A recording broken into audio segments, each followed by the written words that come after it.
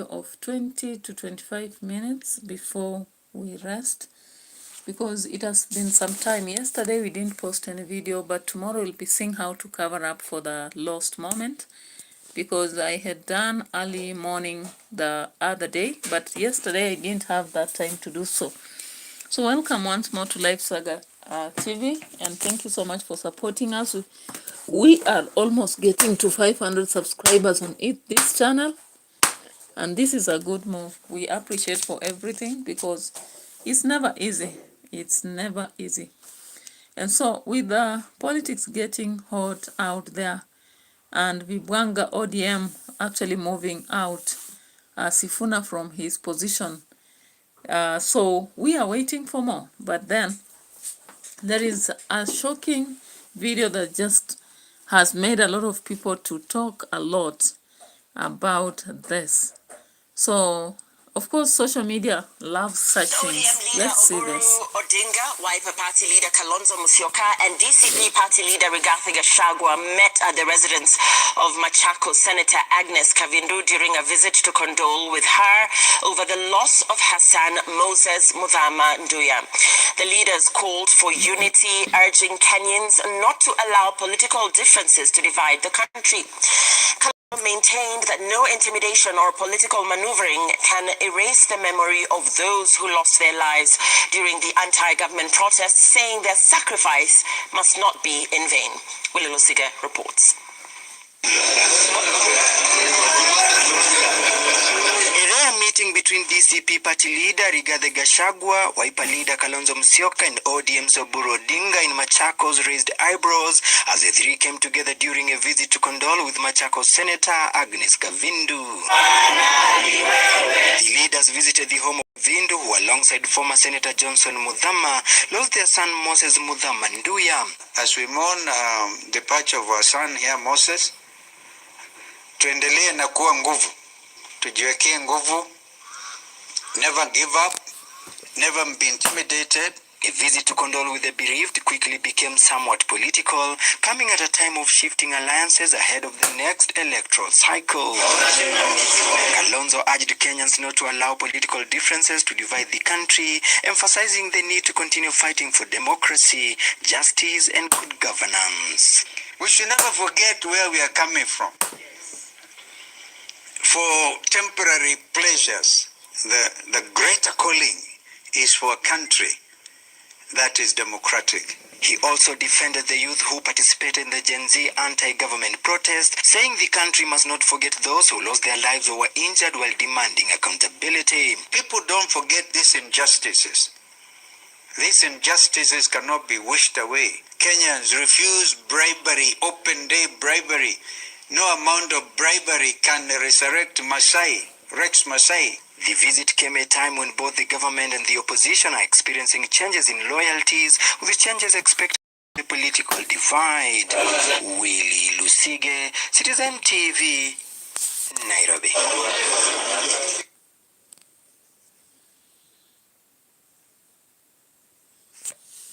All right, so Mount Kenya region leaders loyal to the... So, of course, most times in Kenyan politics, the presence of opposition and maybe a different party together is considered as an alliance or something of that sort. Of course, there is a time we saw Murkomen visiting Natembea's office, and it sparked a lot of discussions. We've also seen moments when Wamuchomba began to communicate with, was it Kimani Ichung'wah, and it sparked a lot of volumes. But then, looking at Kimani Ichung'wah, for example, and Wamuchomba, what happened later was a shift from the opposition and the controversy to joining the Ruto government and speaking positive of it. And of course, lately, Wamuchomba has become a great critical opponent for GACHAGUA, indicating that this is an abusive man who has no intention to lead Kenya to any better. He, of course, she keeps calling him a tribal leader, and gets some statement, including that where he said that Northeastern has not done any development for their schools, yet they want to bring most of their children to schools within Nairobi. And looking at that, then it tells us that it's possible, while these meetings can just be a normality in situations of funerals as it's happening in Mudama's home or Agnes' home, it might as well be some other arrangement. And of course, politicians are very scheming, sly people. If they know that a boat may actually save them from sinking, they will have to use it before the turbulence are so stormy in the sea. And that's exactly what we might expect, maybe even from the current opposition. So looking at the candidates, the many candidates whom the opposition has raised, of course, we have Natembeya, we have Eugene Wamalwa, we have Matiang'i, we have Kalonzo Musyoka, Gachagua, and Martha Karua. So looking at those positions, you don't expect all of them to fit in major posts. And maybe the agreement to who will vie, again, it's not very clear which method they are going to use. If they talk about sitting together and agreeing, then it becomes one of the challenging aspects, because you remember in 2022, before the main election, of course, we had so many people proposed for the DP post, including Kindiki himself, Gachagua, we had Moses Kuria, and as well as there was somebody from Kiambu, okay? So when you look at the entire circle and the conflict that arose, and then later on the turn of events, it tells us a lot about these alliances. Now, one of the struggling alliances will be ODM and UDA. And maybe other parties, they said they are going to also join hands with other parties of like minds, such as that party by Moses Kuria. Moses Kuria recently registered a party, and he was able to indicate he's going to vie for some position. And remembering during the time of Mbere elections, he indicated that he would not join UDA or DCP or whichever other party, because he has to make sure that he vies within a party he knows it's his, to gain a bargaining ground within the government. So that tells us that all the leaders, or most of the leaders we have in Kenya, are fighting on the front of selfish interests and not actually the interests of Kenyans. Because what Kenyans need is not different parties or many pieces that create a map, because the map is already there as Kenya. We know the regions. Now, looking at the that struggle that is happening also with Coast demanding that they want Joho to be the DP, it really sparks a lot of discussions, and it brings us to understand that our most individuals in Kenya are just fighting for that share thing that they used to oust Gachagua out of the DP position. They said that he was unfit to be the DP because he was bargaining for shares for a certain region. Suddenly turning that we are seeing the coastal people saying that without Joho, then they are going to walk out and not support the government. We are also seeing the people from Nyanza saying that without them having someone coming in strongly in the government, and especially remember, Oburu came out saying that he wants his party to really focus on that position. They have no specific problem with Kindiki, but they have a problem with that position. So what is somebody saying when they tell you, we have no problem with you, but we have a problem with your job? So that has sparked another debate between the central, people from central and people from Nyanza. Because again, people from central have also woken up and they're saying, Kindiki position is our own and we are not going to give it away. So you realize that with time, then we'll have maybe others coming from Western. Of course, immediately Sifuna was ousted out of the SecGen position. What did you hear? There were a group of old people from Western who began saying that if Sifuna has been removed, then they are not going to support the ODM. And I think I should just bring out that video instead of talking and talking, so that it really proves to us the fact that these factions and the selfish act of people fighting for their regions is not something you can say is actually the Gachagua thing alone. It's about all the individuals, most individuals in political corridors have that thought. So let's just bring different regions and what people have said. Huh?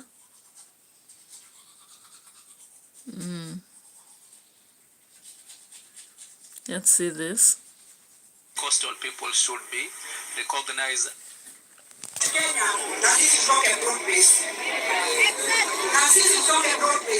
In the viral photo, Hassan Joho, the former Mombasa governor and current Blue Economy CS, is plastered on a campaign truck beside Ruto, complete with words that say Hassan Joho two-term, Deputy President 2027.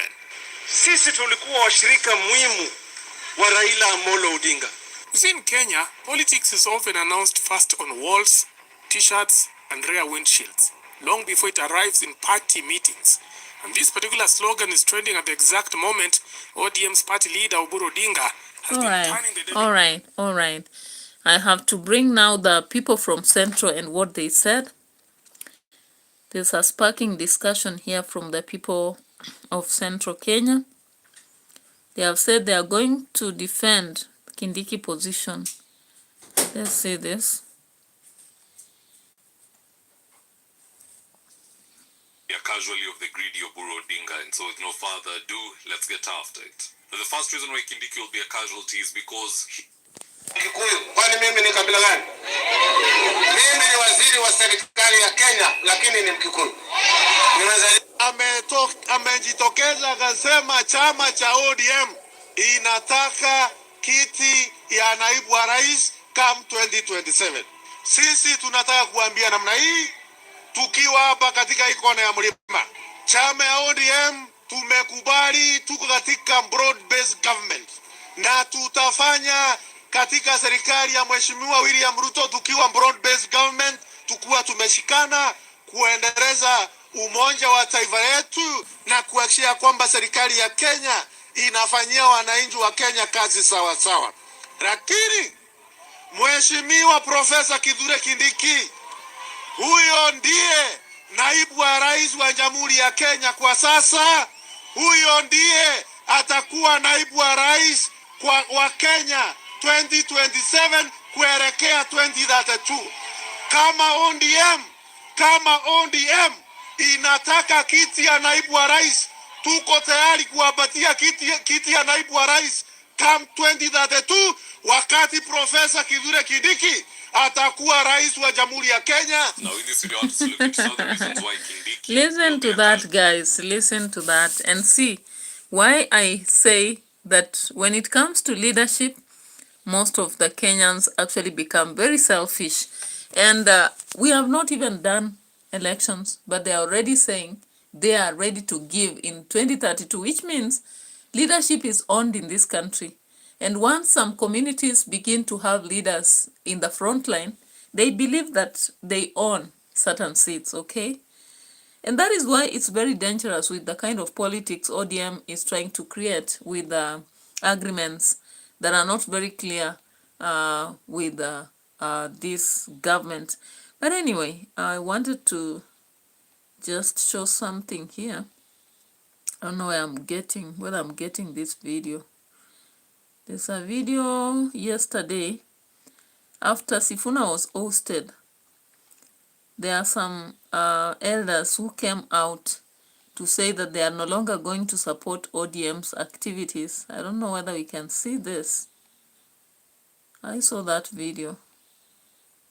I don't know whether I'll find it. I may not find it, but that's the reality. If you go online and check, you'll find that video where we had old people from Western trying to threaten ODM that if they oust and they're not going to return Sifuna, then they'll walk out of ODM.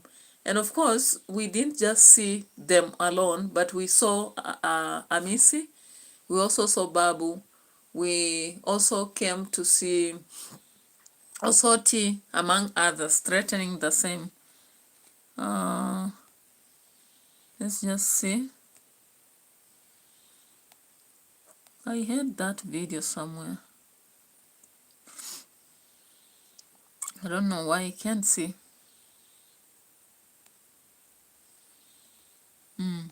Let's see this one. Now, the Political Parties Disputes Tribunal in Nairobi has stopped the ouster of Edwin Sifuna as ODM Secretary General, pending determination of a petition he has filed against the party's actions. In a ruling issued this afternoon, the Political Parties Disputes Tribunal ordered the immediate suspension of the gazettement of Sifuna's removal. The court further said the mention of the petition filed against the ODM party and the Office of the Registrar of Political Parties, ORPP, on February 26th. This year. Speaking in Nairobi, Sifuna, who was flanked by a section of leaders opposed to the broad-based government, blamed President William Ruto for allegedly taking over the party. Sifuna called on his supporters to remain calm as the events unfold.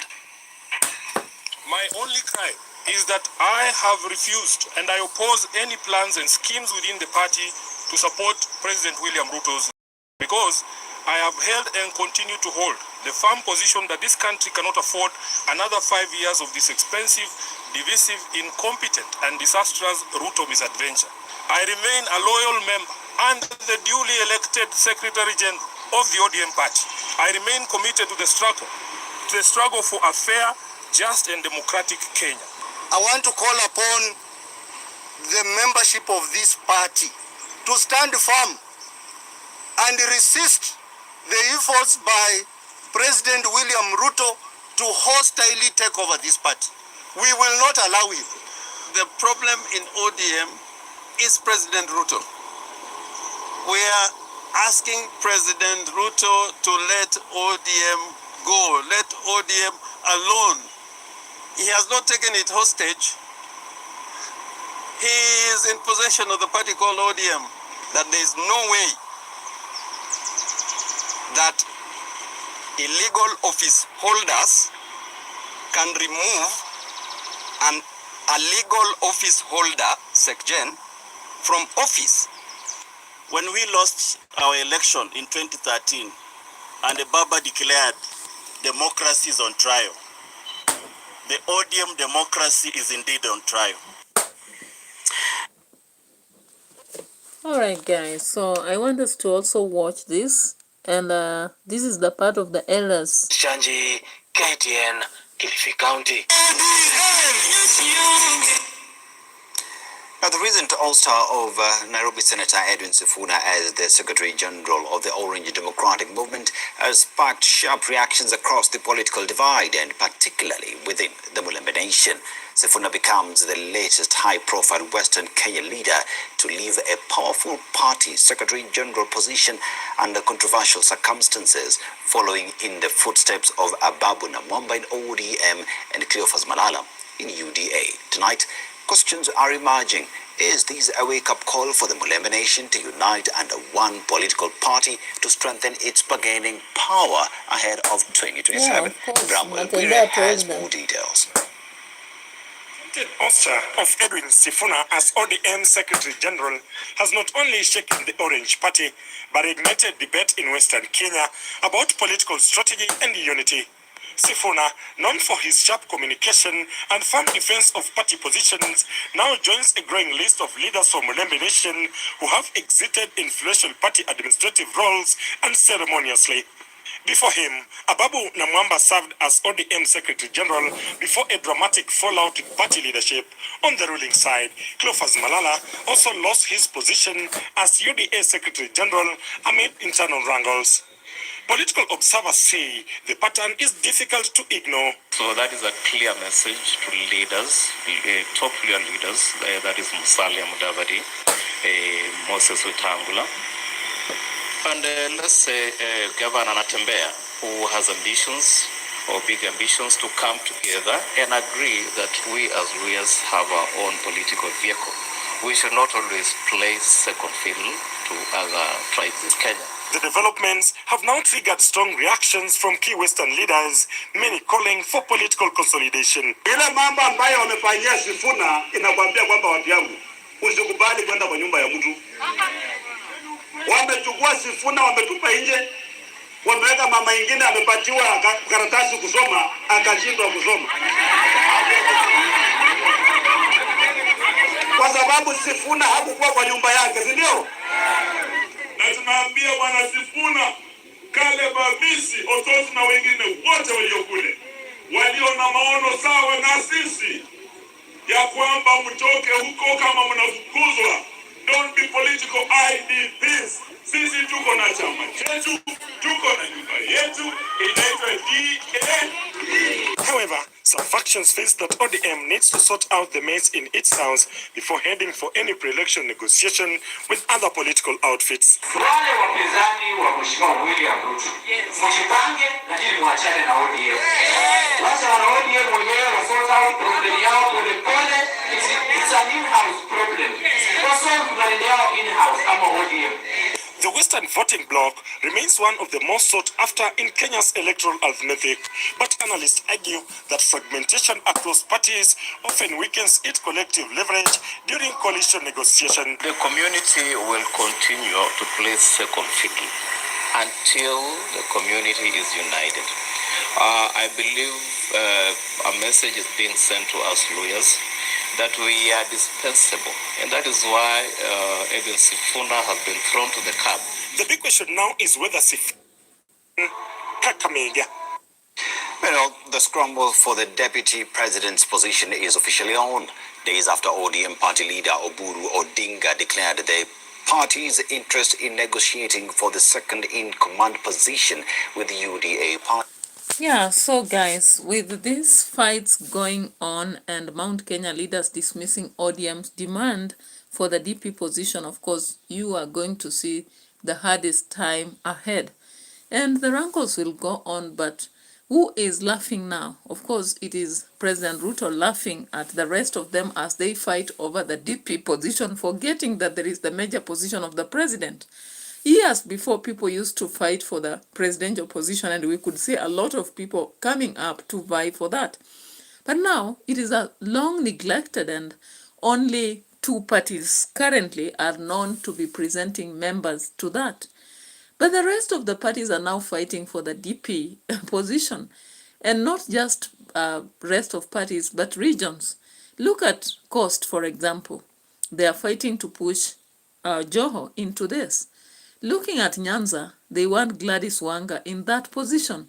And the central people want DP Kindiki in that position. So what's happening now?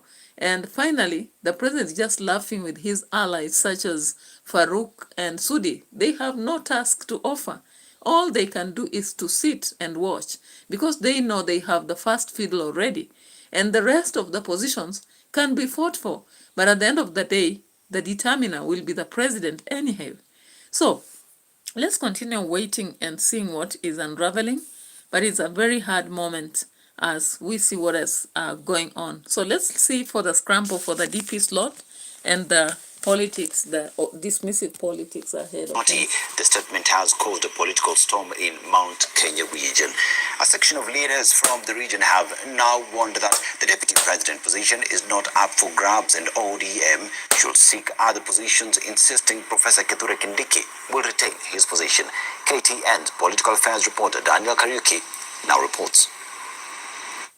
ODM's party leader opened a heated debate on which region should be handed the running mates position in the 2027 general election. Mimi nilisema ati sisi hatutaki kiti cha deputy president.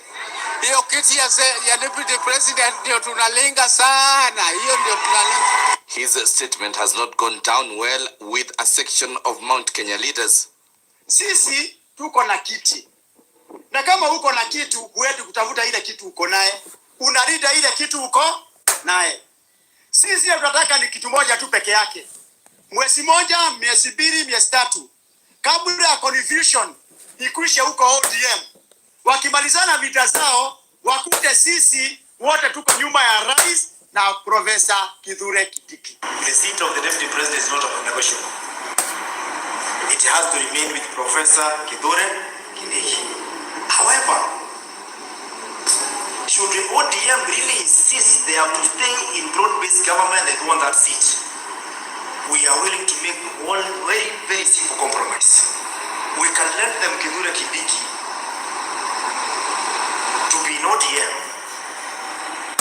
and he can still remain as the Deputy President of Kenya. Mount Kenya leaders attending various events across the country have told off ODM, urging them to seek other positions for negotiations.